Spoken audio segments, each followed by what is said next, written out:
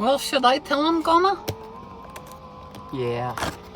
We've been on a fucking hell of a fucking adventure, right, Goma? We sure have.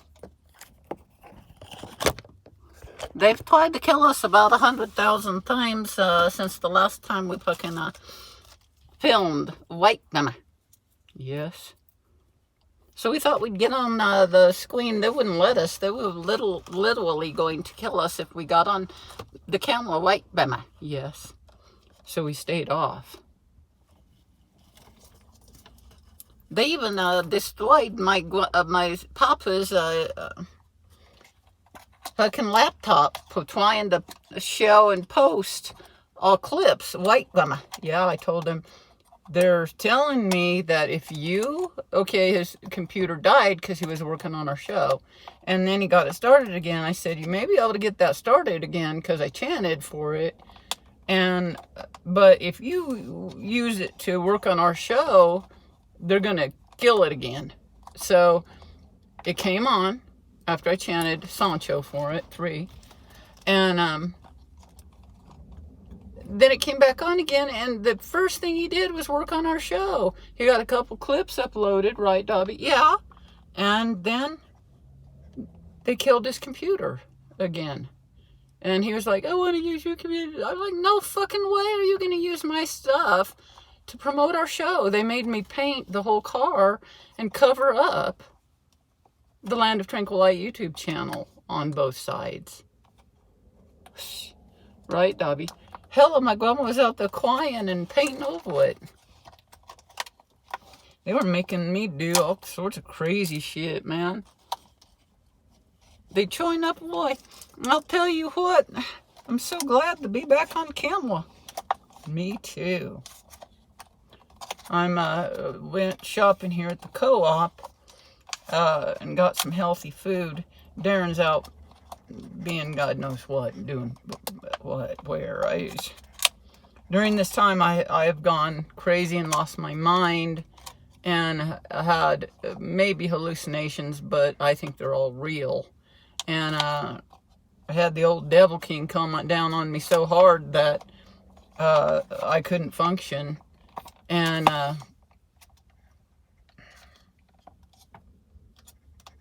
then I was basically terrifying Darren with the Devil King because the Devil King was terrifying me. Sure was, me too. And so I told Darren, you've got to help. You've got to help. You've got to fucking contribute. And instead he screamed at me a lot, so I left. And I screamed at him back some, and then the Devil King would come at me harder, wouldn't he? The Devil King loves it when we scream at one another. But I didn't. Because the Devil King rode hard like a dang, well, he came at me like stink on shit, didn't he, Dobby? I'll tell you what, that was serious. Can't get this open. How does this open? Oh, I think you pull that. Oh. So, there, got it. Spinach, artichoke hummus. Yum. We're on our way somewhere. So, I stopped to buy some groceries and eat, I guess, because we have enough time. There's a cayenne pepper from the co-op. But I got to tell you guys, I can hardly tell you the story. It's been so insane, hasn't it, Dobby? Insane isn't the word for it. It's far beyond that. It was, as of today, this morning, they told me that I had to have sex with my printer if I wanted it to work. And I said, fuck no. Fuck no, I'm not going to have sex with the fucking printer just to get it to work, right, Dobby? Yeah, I'm glad you said no. Just say no sometimes. Yeah, but they were telling me to do all sorts of shit, and some of it I had to do. Because they sent in the thought police. And they threatened to kill me. They threatened, which might have been wisdom, but telepathically they threatened that if I didn't do this sexy thing, that I was going to end up in the hospital again, right, Dobby? Yeah, so you did it. I did. I had to. And, because they were going to kill me. They told me over and over they were going to kill me if I didn't do this shit. And I knew they were telling the truth. And I'm like, well, they told me to kill some people, and I said no to that. They told me to kill Dobby, and I said, fuck no, I'm not going to kill my dog. So they made me drop kick her into the car. Right, Dobby? Yeah, I was getting in the car, and my grandma's leg, it wasn't me, they possessed me. My grandma's leg kicked me into the car, just right up into the seat. Right, Grandma? Right in front of our neighbors. Like, they made sure somebody was watching when they did it. So, anyway, they apparently were really pissed at us for being Jedi. But somehow I broke through because I gave away tons of my shit to my neighbors. I was out there giving fur coats and dresses and plants and everything. All sorts of shit, jewelry, to my neighbors. Stacks and boxes and bags full of stuff. Until I appeased the gods. And they said I could have the show back. And I could continue to chant. And that I can paint the car back again. And I was like, oh, hell yeah, I'll do it. Yeah. So, anyway, that drop kicking thing, they made me smack Dobby a few times.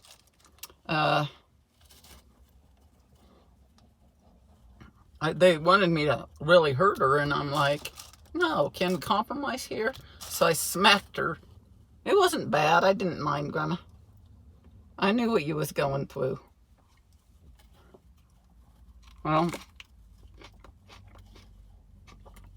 yummy. I sure didn't want to smack you or drop kick you right in front of the neighbors, but yeah, they had me all over town stealing shit. They had me going to the stores. I won't say which ones. One store and another place where they told me to steal some money. So I stole the money because the person who ran the business telepathically told me, they laid money out in front of me and they telepathically told me to steal. And the thought police were in there watching. They were going to kill me if I didn't do it.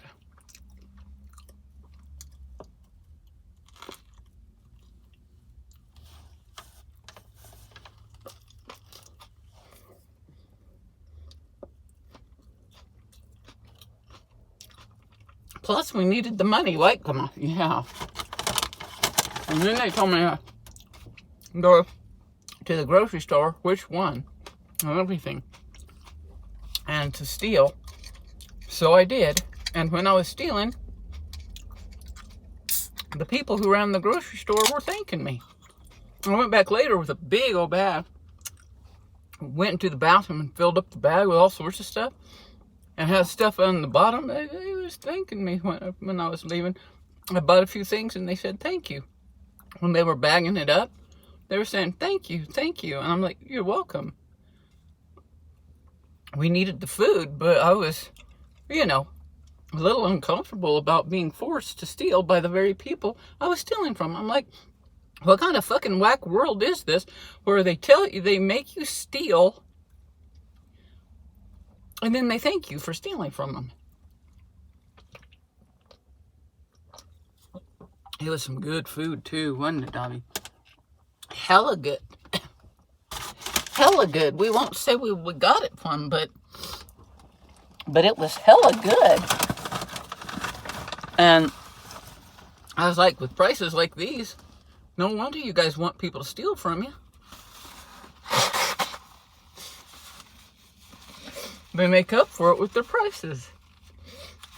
I was like, why don't you just lower your prices and people, you won't have to make people steal from you. But that sounds like logical, but what I'm talking about is they literally made me steal from them. They were going to kill me if I didn't steal from them, and then after I did, they thanked me.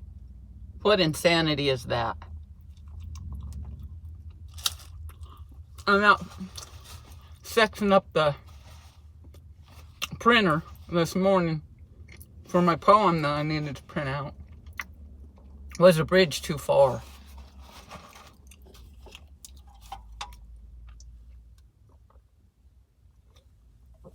So I said I'm going to go without my poem to the poetry workshop.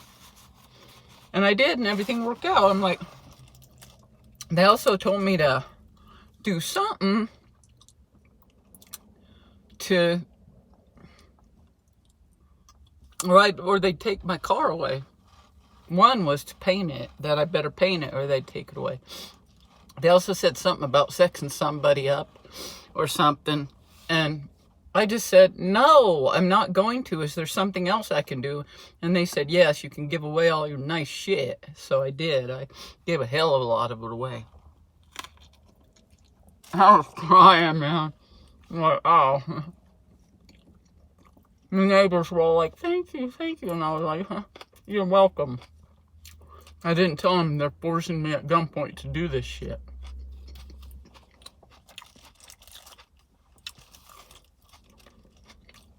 But I was grateful for my neighbors taking it.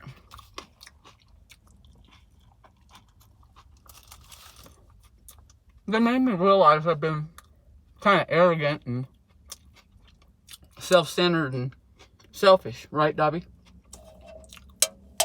I don't know what made them come up with that.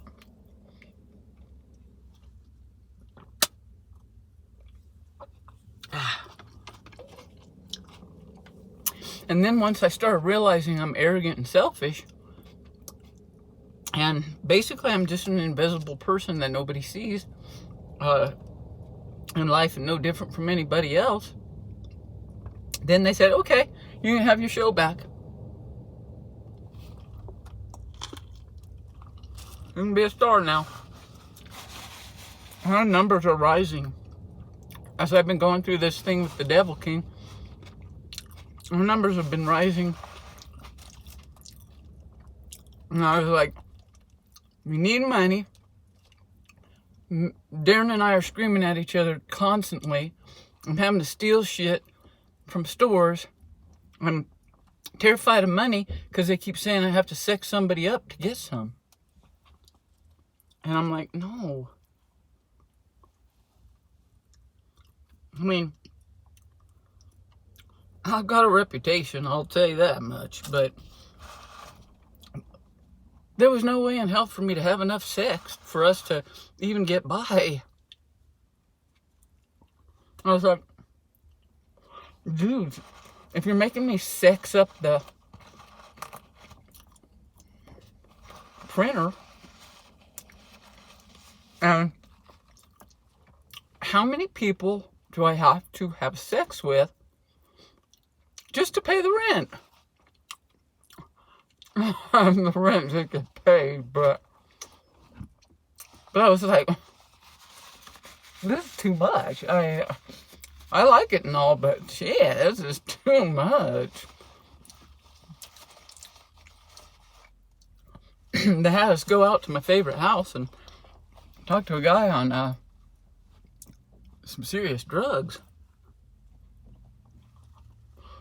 I was like, we love your house, we want to live here. And they slammed the door in our faces. They had me going all over town saying crazy shit to all sorts of people. They had me calling up my friends and cursing them out and stuff. Scaring the ever-loving shit out of everybody around me. Because I was terrified. I was about to off myself when my friend yesterday started talking about strong women.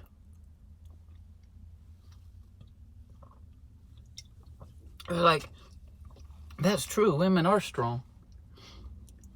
And she was like naming people she knew who were strong women. I was like, that is so true. And I left, and oh yeah, they kept making me leave my shit all over the place. They made me leave my Tom Ford sunglasses at this beautiful shop. And they made me leave a fur coat at a coffee shop. Faux fur, you guys, but beautiful.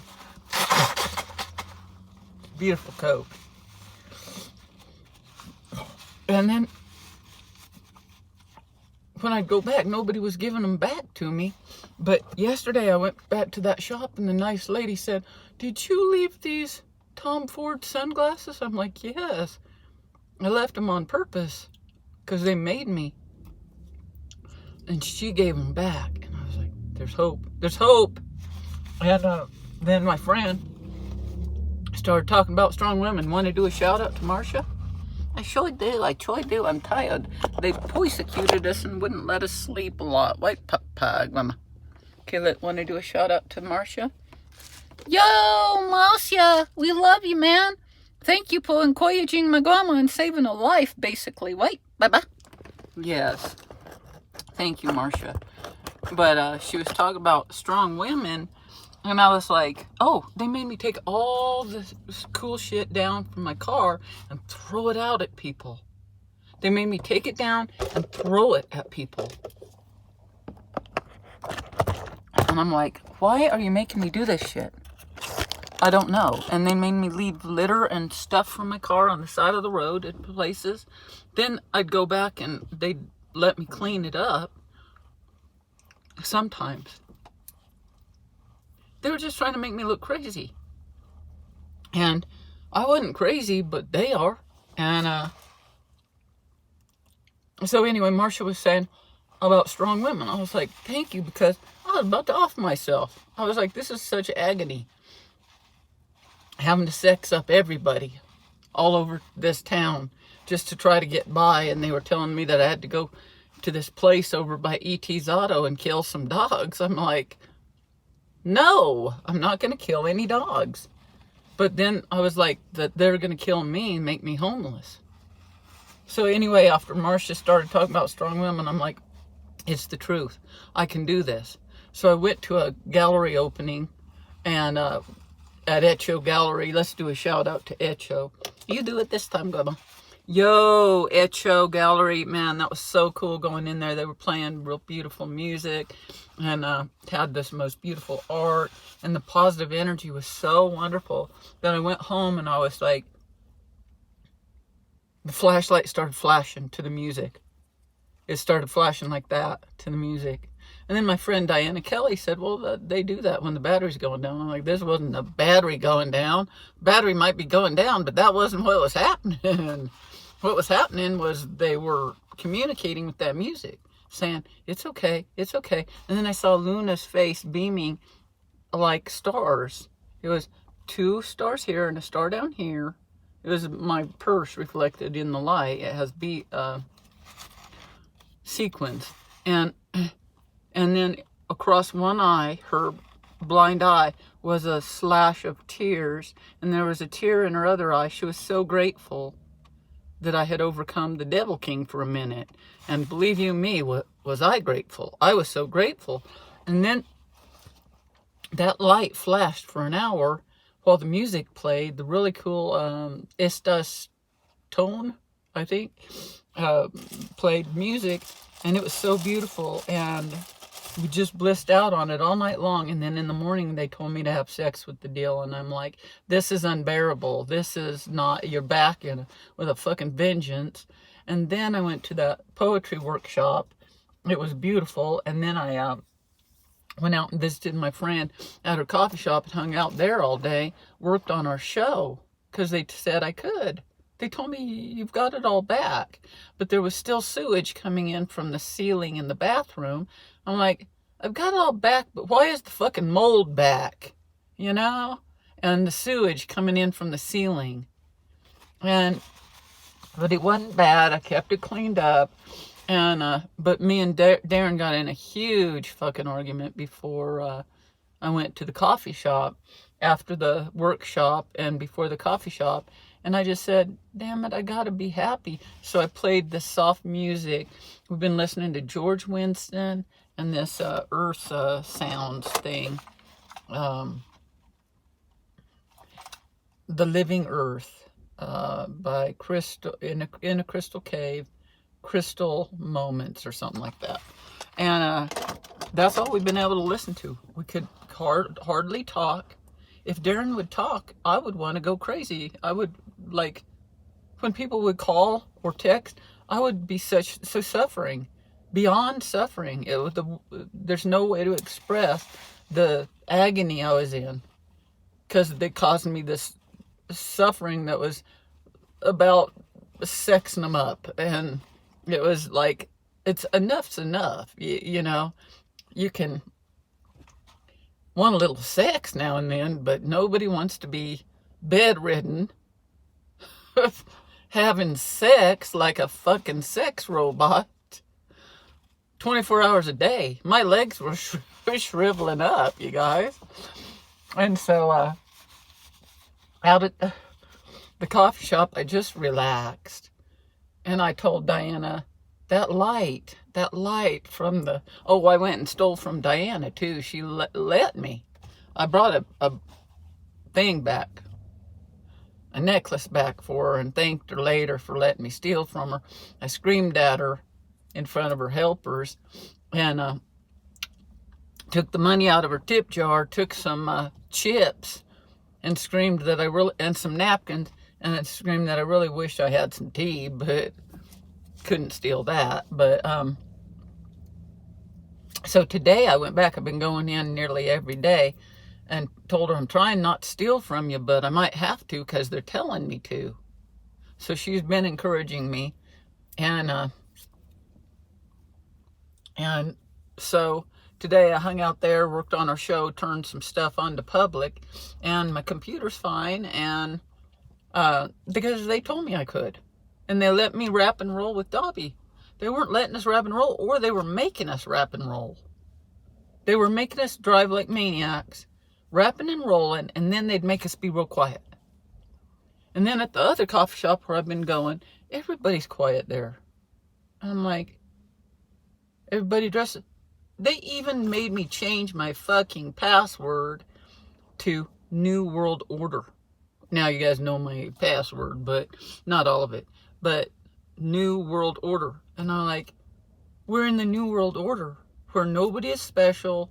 Nobody is allowed to wear anything that's expressive. Nobody can express themselves. I thought I was no longer going to be able to be a painter, which I'm not even a fucking painter. I've been being crazy instead of being a painter. No poetry, no color, no fur coats, faux fur. I sat at a theater thing where they made fun of me. The people on stage were mocking me, saying I was acting like a Cinderella's wicked stepsisters. I'm like, I'm not fucking Cinderella's wicked stepsisters. I'm fucking Cinderella. All my life I've been Cinderella. I'm not the wicked stepsisters. And I was the only one wearing a fur coat. And then this Zen Buddha, a couple of ladies came and sat by me. One commented on how cute Dobby was. And I told her that Dobby, she said, does Dobby like Shakespeare? I said, Dobby could fucking write Shakespeare. And that started the whole thing. I sat on the front row where they did that play right there. And that Zen Buddhist lady come and sat down by me, commenting on my coat, saying it was nice or whatever. And I said, yeah, it is nice. And then she said she was a Zen Buddhist. I said, so you fucking sold yourself out and became a fucking minion, and all you're gonna do in the end is die. She said she was 82 years old. I said, well, good for you. You don't look a day over 79. But really, she looked great, Dobby, didn't she? Yeah, she looked about 60, not 60, yeah, but around 60. My God, what's that lady doing? Something white. But I didn't tell her. And I told her, you're a hell of a lot closer to death than I am. And she got up and she got pissed and left. And that other lady said, you're the only meanest person I ever met in Santa Fe. We're the only mean person. I'm like, you ain't met the people I met. So, but they were making me say this shit. Well, I don't know if they made me say that, but they were pissing me off. And during the middle of that Cinderella thing, I almost ran out screaming, fuck you! But instead, it was neat. I mean, they were some great performances. Wise Fool did theirs. And then that one, I don't know who did that Cinderella one. It was some teenagers. Then they did a Shakespearean one that was cool. And another something, I think. And about a murder mystery. But it was just wonderful, and I'm glad I didn't scream fuck you know, and curse all of them and scream at the top of my lungs and run out of there. My poor sweetheart sat beside me while I was just being a mean nut to these ladies. I'm like, you're being mean to me, though. They were picking on Dobby. They were picking on my coat. And I didn't appreciate it. Then I had to give that coat away, but...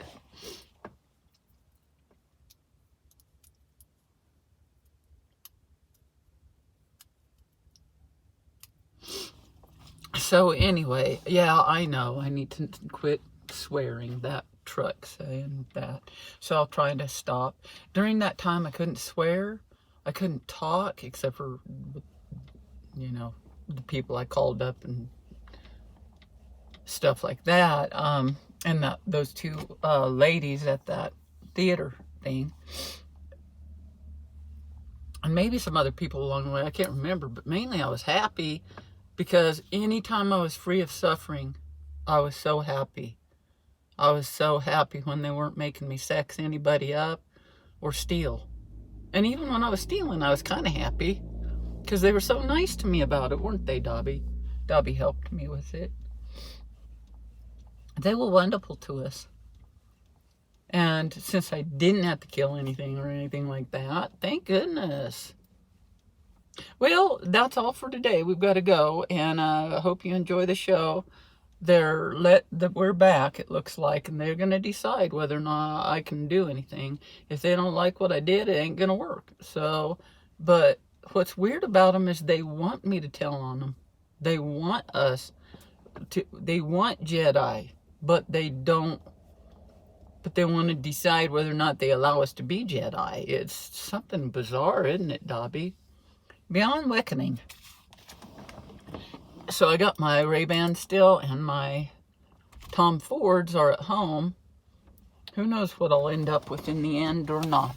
But for now, we gotta go. We gotta go rap and roll and be Jedi in this town while we can.